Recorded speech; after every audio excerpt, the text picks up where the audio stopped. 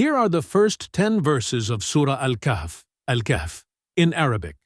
Surah Al-Kahf, 1 to 10, 1. الحمد لله الذي أنزل على عبده الكتاب ولم يجعل له عوجا قيما لينذر بأسا شديدا من لدنه ويبشر المؤمنين الذين يعملون للصالحات أن لهم أجرا حسنا. 3.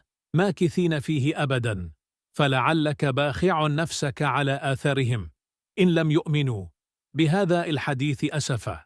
7. إنا جعلنا ما على الأرض زينة لها لنبلوهم أيهم أحسن عملا. معنى: وإنا لجاعلون ما عليها صعيدا جرزا. 9.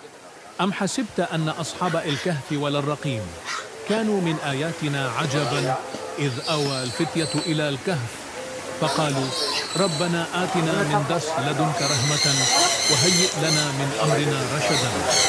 ये आयत सूरत अल-कहफ के इब्तिदाई 10 आयत हैं जो जमा के दिन पढ़ने की फजीलत रखती हैं।